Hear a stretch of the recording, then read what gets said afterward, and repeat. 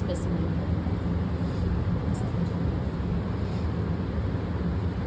Only this region, okay, now see here, this is the nose, nasal cavity. We are looking at the lateral wall of the nose, okay. In the lateral wall we see concha.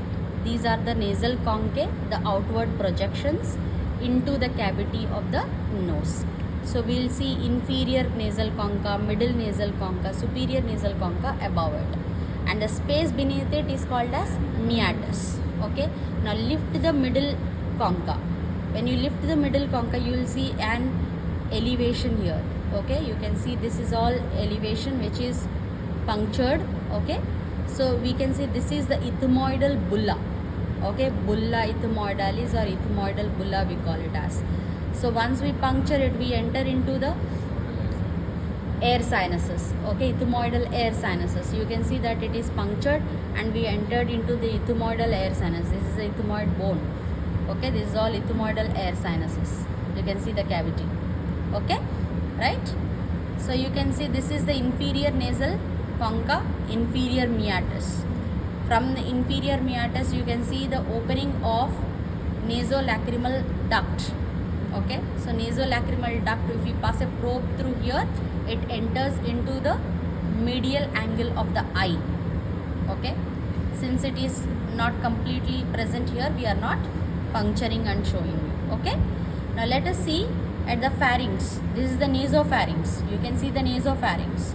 In nasopharynx, see the opening of auditory tube, right. This is the opening of auditory tube. You can see in this as well, opening of auditory tube, okay. This is the opening, tubal opening. Now you can see an elevation around it. This is called as tubal elevation. For the cartilaginous part of the auditory tube is present here, so we will see a tubal elevation, okay. We can see fold of mucous membrane coming from the tubal elevation into the pharynx. This is called as salpingopharyngeal fold, okay. Salpings refer to the auditory tube, salpingopharyngeal fold, right. We can see this is the area of the tonsil which is present, okay. So this is the nasopharyngeal tonsil. Tubal tonsil is present on the tubal elevation. Then we will see on either side of the tongue. This is the tongue. You can see on either side of the tongue there are two mucosal folds. See here, you can see two mucosal folds. This is the palatoglossal arch. This is the palatopharyngeal arch. This is the soft palate, okay. Between these two we have tonsillar fossa, okay. So inside the tonsillar fossa we have palatine tonsil, okay. So then we have behind the tongue, we can see this is the tongue, anterior 2/3 of the tongue, posterior 1/3 of the tongue. See the posterior 1/3 of the tongue, it's all made up of nodular like structures. So this is the lingual tonsil. This is the lingual tonsil, okay. So we have lingual tonsil, palatine tonsil on both sides, tubal tonsil on both sides, nasopharyngeal tonsil at the roof of the nasopharynx. This forms the Walder's lymphatic ring, okay. Walder's lymphatic ring. Now you can see this is the soft palate, okay. So from the soft palate also we can see palatopharyngeal fold. This is on from the tube, okay, tubal elevation. And see that dotted area, can you see that small dotted area? That is all tubal tonsil. But you can see this, okay.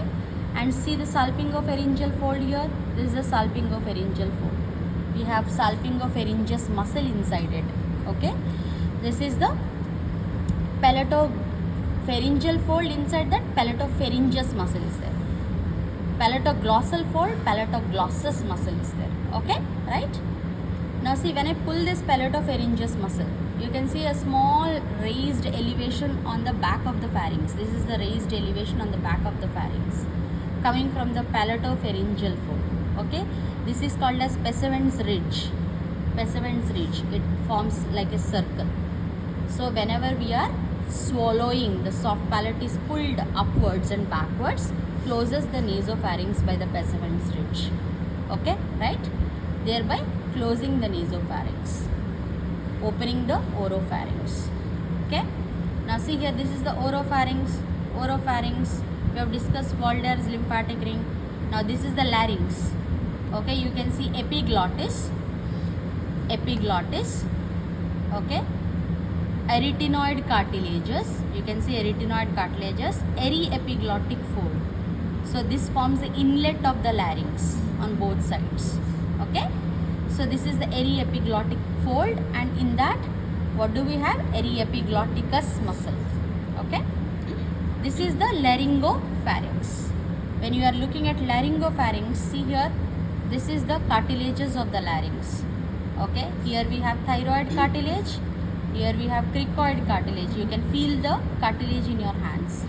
Okay, thyroid cartilage is not complete, it is only on the front, on the lateral aspects. See here, I can feel the thyroid cartilage here. Okay, thyroid cartilage is here. This is the thyroid cartilage. So this area is called as pyriform fossa. Pyriform fossa or smuggler's pouch, we call it as. So this is a pyriform fossa recess, where we also call it as smuggler's pouch, just behind the thyroid cartilage, inside the laryngopharynx. Clear?